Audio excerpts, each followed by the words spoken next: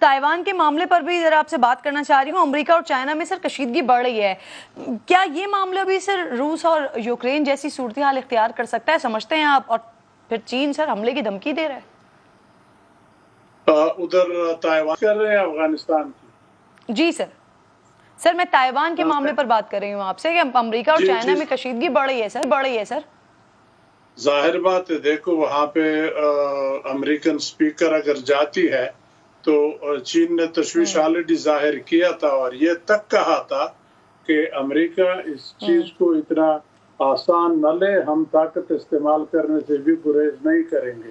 تو تائیوان کو اتنے آسانی سے اپنے ہاتھ سے نکلنے چین نہیں دے گا. امریکہ یہ غلطی کرے گا تو پچھتائے گا. چین سیریس ہے, چین امریکہ کی طرح باتیں نہیں کرتا, اگر ایکشن کرتا ہے تو پھر وہ کھل کے کرتا ہے. تو میں نہیں سمجھتا کہ تائیوان پہ وہ امریکہ کو اس چیز سے مبرہ رکھے گا کہ ٹھیک ہے بڑی طاقت ہے اس کے ساتھ ہم جنگ نہیں کرتے.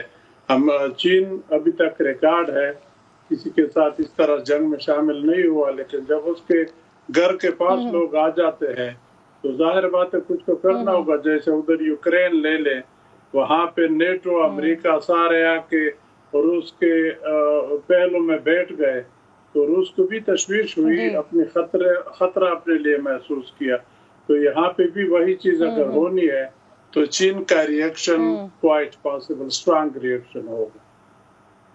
جی سر, یہ اگر نینسی پیلوسی دورہ کر لیتی ہیں تائیوان کا تو ممکنہ ریاکشن چین کی طرف سے ہو کیا سکتا ہے؟ وہ تو فوج کشی کی بات کر رہے ہیں, اور اگر یہ فوج کشی ہو جاتی ہے تو سر ایک طرف روس اور یوکرین لڑ رہے ہیں آپس میں, یہاں پر چین اور امریکہ کے معاملات کا آغاز ہو جائے تو سر یہ تو ایک ورلڈ وار کی طرف سچویشن نہیں چلی جائے گی؟ دیکھیے ورلڈ وار تو اتنے آسانی سے شاید نہ ہو, کیونکہ دونوں کو معلوم ہے نیوکلیئر پاور کے ساتھ لڑائی کا انجام فائنلی کیا ہوتا ہے. اللہ نہ کرے وہاں تک چلے جائے. اگر آج یا کل اخبار میں دیکھا وہ جو یون سیکرٹری جنرل کا بیان تھا کہ نیوکلیئر وار ایک بٹن کی دیر ہے دبانے کی, خدا نہ کرے وہ دن آ جائے پھر تو دنیا ختم ہی ہو جائے گی اگر یہ سارے بم پٹ پڑے. لیکن اگر امریکہ یہ غلطی کرے, میں سمجھتا ہوں چین سے زیادہ امریکہ کی بیوقوفی ہوگی کہ ایک طرف تو ابھی افغانستان سے تازہ نکلا بہت مالی نقصان اٹھا کے, اب دوسری طرف یوکرین میں لگا ہوا ہے, بہت سارا پیسہ وہاں لگا رہا ہے. اگر ادھر چین کے ساتھ لگ گیا تو کتنے محاذوں پہ امریکہ جنگ لڑ سکتا ہے. پھر اس کی جو سول سپر پاور پوزیشن ہے, ظاہر بات ہے وہ پھر اس طرح نہیں رہے گی, وہ پھر آہستہ آہستہ. سر چین اور امریکہ کے درمیان کوئی ملک کردار ادا کر سکتا ہے ثالثی کا, اسپیشلی پاکستان؟ دیکھیے مشکل ہے. دیکھیے پاکستان کی امریکہ کے ساتھ آج کل جو تعلقات ہیں, میں نہیں سمجھتا کہ پاکستان اس پوزیشن میں ہوگا. ہاں اگر دونوں ملک کھل کے کہیں کہ آپ ہمارے ساتھ ہمارے درمیان کردار ادا کریں تو وہ تو ہر ایک کر سکتا ہے.